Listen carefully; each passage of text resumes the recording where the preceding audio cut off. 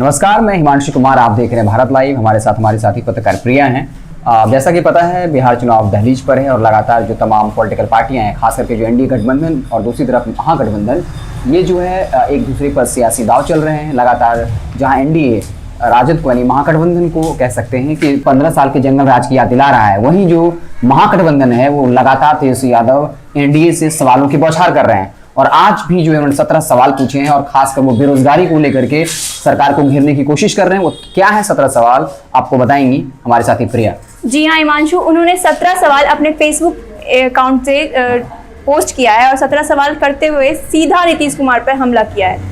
उन्होंने बेरोजगारी पर उन्होंने कहा कि देश में सबसे अधिक बेरोजगारी बिहार में क्यों है। 15 वर्षों की एनडीए सरकार बताए कि बिहार में आईटी कंपनियां क्यों नहीं बुलाई गई, क्यों नहीं आई और क्यों नहीं आ सकती। बिहार में आईटी पार्क और SEZS क्यों नहीं बन सके।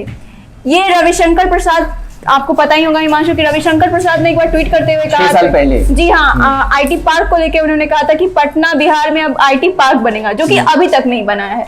तो इस चीजों को लेकर उन्होंने ट्वीट किया, मतलब तंज किया, जी हाँ, तंज किया है और पोस्ट करते हुए उन्होंने फेसबुक पे सीधे नीतीश कुमार पे हमला किया। दूसरे सवाल में उन्होंने कहा कि बिहार में केला, मकई, मखाना, चावल, गन्ना, आलू, लीची, आम इत्यादि अनेकों विश्व प्रसिद्ध अनाज, फल, सब्जियों का उत्पादन होता है। तो फिर इन सभी से संबंधित खाद्य प्रसंस्करण उद्योग 15 वर्षों में क्यों नहीं लगाए गए और क्यों नहीं लग सकते। 15 वर्षों की सरकार जवाब दे।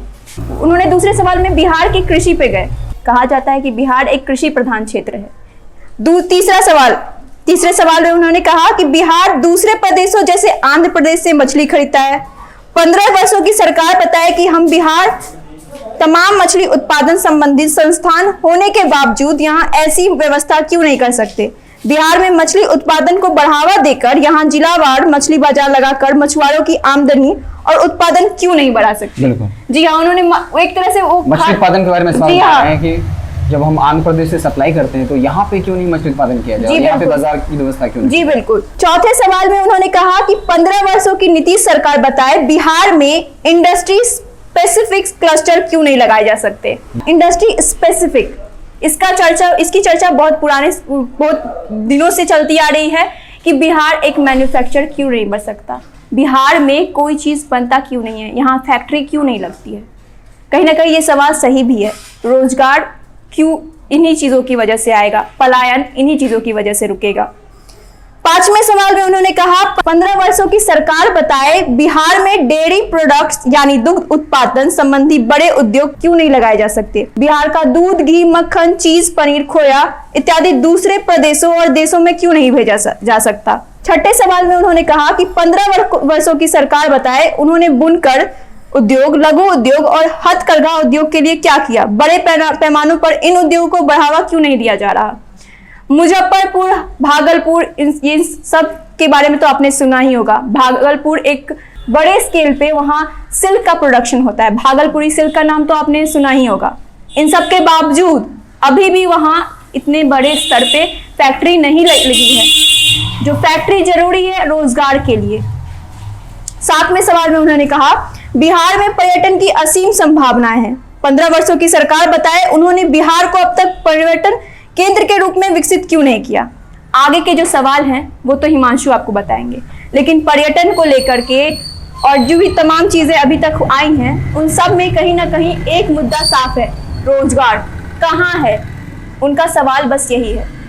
हिमांशु आप बताइए आगे आज जो इसके बाद के जो सवाल है। आप जो पर्यटन को लेकर बात कर रही हैं, क्योंकि तेजस्वी यादव बार बार रोजगार को लेकर के घेरने की कोशिश कर रहे हैं। और आप देखिए कल जो तेजस्वी यादव ने एक ट्वीट किया था, उन्होंने एक पोर्टल लॉन्च किया था जिस पर कल 5 लाख लोगों ने रजिस्टर करवाया है और साथ ही साथ जो नंबर दिया था कि जो बेरोजगार लोग हैं, जो रोजगार पाना चाहते हैं या बेरोजगारी को लेकर के मिस कॉल करने के लिए कहा, तो 10 लाख लगभग लोगों ने मिस कॉल किया। तो आप देख सकते हैं कि इस तरीके से तेजस्वी यादव जो है बार बार रोजगार को मुद्दा बनाने की कोशिश कर रहे हैं और सरकार को घेरने की कोशिश कर रहे हैं। इसके अलावा आपने कहा कि मुझे 7 जो अन्य सवाल हैं मैं उन दर्शकों को बता देता हूँ कि उन्होंने लिखा है कि सरकारी विभिन्न विभागों में लंबित 4.5 लाख से अधिक रिक्तियों पर नियुक्तियां क्यों नहीं करती। आपको पता होगा कि बिहार SSC का एग्जामिनेशन कई साल पहले जो है उसकी नियुक्तियां निकली थी, लेकिन अभी तक फाइनल नहीं हो पाया। वो चाहे बीपीएससी की बात करें, बीपीएससी को लेकर भी बहुत दिनों से लगातार विरोध प्रदर्शन चल रहे हैं कि लगातार इतने साल धांधली हो रही है। जी हाँ, बिल्कुल। पेपर लीक हो जाता है, चाहे वो बिहार पुलिस का एग्जामिनेशन हो, दरोगा का एग्जामिनेशन हो। जी। इसके अलावा सरकार, तेजस्वी यादव ने एक बड़ा सवाल उठाया। उन्होंने कहा कि सरकार ऐसा नियम क्यों नहीं लाती कि यहाँ के जो अस्थायी निवासी हैं, 90% जो सरकारी नौकरियां हैं वो उनके लिए आरक्षित हो। उन्होंने एक तगड़ा सवाल उठाया और इस तरीके से यहाँ के लोगों के लिए वोट बैंकिंग के लिए वो जो है सरकार को घेरने की कोशिश कर रहे हैं। जी बिल्कुल। इसके अलावा और 5-6 सवाल उठाया है। उन्होंने कहा कि सरकार बिल्कुल स्पष्ट तौर पे बताए कि 15 वर्षों में सरकार ने बिहार में कुल कितनी नौकरियां दी, क्योंकि बार बार वो कह रहे हैं कि हमने 15 साल में बहुत काम किया है। बिल्कुल। तेजस्वी यादव इस तरीके से घेरने की कोशिश कर, बेटा दीजिए कि आपने 15 वर्षों में कितनी नौकरियां दी। इसके अलावा उन्होंने कहा कि 15 वर्षों में बिहार से कितना पलायन हुआ है और क्यों हुआ है, इसका डाटा उपलब्ध कराइए, क्योंकि उनका यही कहना है, बार बार सरकार को घेरने की कोशिश कर रहे हैं कि लोग बाहर क्यों जा रहे हैं, पलायन क्यों कर रहे हैं, क्योंकि यहाँ पे नौकरियां नहीं है। जी बिल्कुल। खास करके देखिएगा जो कोरोना का माहौल था, जब लाखों श्रमिक यहाँ पर आए थे और सरकार ने वादा किया था कि हम जो है यहीं पे नौकरी देंगे, लेकिन फिर वो वादा खिलाफी कर गए। कहीं ना कहीं सरकार को ये भी नहीं पता था कि 45 लाख लोग जो कि यहाँ के हैं वो पलायन करके मजदूरी कर रहे हैं दूसरे प्रदेशों में। बिल्कुल बिल्कुल। इसके अलावा जो अगला सवाल था, उन्होंने कहा कि जो चीनी मिल, जूट मिल, पेपर मिल और जो अन्य कारखाने हैं उनके बारे में कहा गया कितने राजस्व व अवसरों की हानि हुई है। ये जो फैक्ट्रियां जो बंद हुई हैं, कितना रोजगार का लॉस हुआ है और कितना राजस्व की हानि हुई है, सारे सवाल उठाए गए हैं। ये 15वां सवाल था। 16वां सवाल उन्होंने पूछा कि 15 वर्षों में बिहार के कुल कितने लाख करोड़ शिक्षा और चिकित्सा के नाम पर दूसरे प्रदेशों में गया। वाकई है, जब यहाँ शिक्षा के साधन नहीं है, अच्छी हॉस्पिटल्स नहीं है, तो वाकई है कि या बिहार के जो स्टूडेंट्स इंजीनियरिंग के लिए अगर आप देखें तो पूरे देश में लोग बिहार से बाहर जाते हैं और लाखों करोड़ रुपए खर्च करते हैं। तो उन्होंने बताया कि आप बताइए कितना पैसा बिहार का बाहर गया है, क्योंकि अगर यहाँ पे हॉस्पिटल्स अच्छे हों और इंस्टीट्यूशंस हो तो ये वो पैसा जो है बिहार में रह जाएगा, इस तरीके का। और लास्ट में जो सवाल था, उन्होंने कहा कि बिहार के मानव संसाधन का कुल कितने प्रतिशत बिहार में और दूसरे प्रदेशों में कार्यरत है। इसका कहने का मतलब हुआ मानव संसाधन मीन्स जितने लोगों की संख्या है, कितने लोग बाहर जाकर काम कर रहे हैं। अगर उतने लोगों को जो मेहनती बिहार होते हैं, आप देखिए महाराष्ट्र की बात करें, बिहारी लोग जाकर के उन्होंने अन्य राज्यों को चमका दिया है। जी बिल्कुल। तो मानव संसाधन का मतलब हो गया कितने लोग बाहर काम कर रहे हैं, अगर वो बिहार में काम करें तो बिहार की तरक्की हो सकती है। तो ये डेटा मांगा गया। ये सारे सवाल थे प्रिया जो तेजस्वी यादव ने पूछा है। जी हाँ, कहीं ना कहीं इन सारे सवालों का एक ही फोकस है। फोकस ये है कि रोजगार कहाँ है, बेरोजगारी चरम सीमा पे है।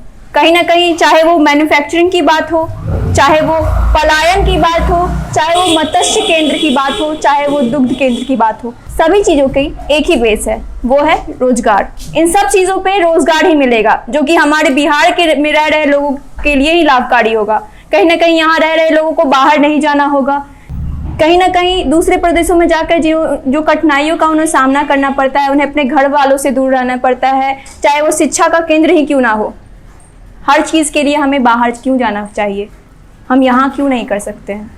बिल्कुल प्रिया, इस तरीके से तेजस्वी यादव अगर आप देखें, क्योंकि एनडीए एक रणनीति के तहत काम कर रहा है। उनकी स्पेशल एक मीटिंग हुई थी जिसमें एक रणनीति तैयार की गई थी कि राजद को इस तरीके से, महागठबंधन को इस तरीके से घेरना है कि उनको बार बार 15, उन्होंने स्पष्ट तौर पे कहा था कि हम जो चुनाव लड़ेंगे वो इस मुद्दे पर होगा, 15 वर्ष जंगल राज और 15 वर्ष सुशासन। लेकिन अब तेजस्वी यादव जो है वो जानते हैं कि रोजगार को मुद्दा बनाने की कोशिश कर रहे हैं और कहीं ना कहीं वो जनता के नब्ज को पकड़ने में सफल हुए। तभी 5 लाख लोगों ने पोर्टल पर रजिस्टर कराया, साथ ही साथ 10 लाख लोगों ने, जो युवाओं ने जो है मिस कॉल दिया। तो ये कहीं ना कहीं तेजस्वी यादव अगर कहें तो जनता के नब्ज को पकड़ने में सफल हुए हैं, लगातार सरकार को घेरने की कोशिश कर रहे हैं। वहीं बार बार एनडीए जो है वो उनको 15 साल के जंगल राज की याद दिला रही है। वहीं तेजस्वी यादव को वो अनपढ़ कहते हैं। अपने तरीके से जो आरोप प्रत्यारोप का दौर जारी है। जी बिल्कुल, ये तो राजनीति है। बिल्कुल। और इसी तरीके से जो भी राजनीति से छोटे बड़े अपडेट्स होंगे, भारत लाइव आप तक पहुंचाता रहेगा। तब तक के लिए बहुत बहुत धन्यवाद। Stay connected to stay updated. धन्यवाद। बढ़ाएं अपना कदम सक्सेस की ओर शिखर करियर इंस्टीट्यूट के साथ। शिखर करियर इंस्टीट्यूट पूर्वी भारत में एकमात्र कोचिंग संस्थान जो एक्सक्लूसिवली है मेडिकल एंट्रेंस एग्जाम के लिए।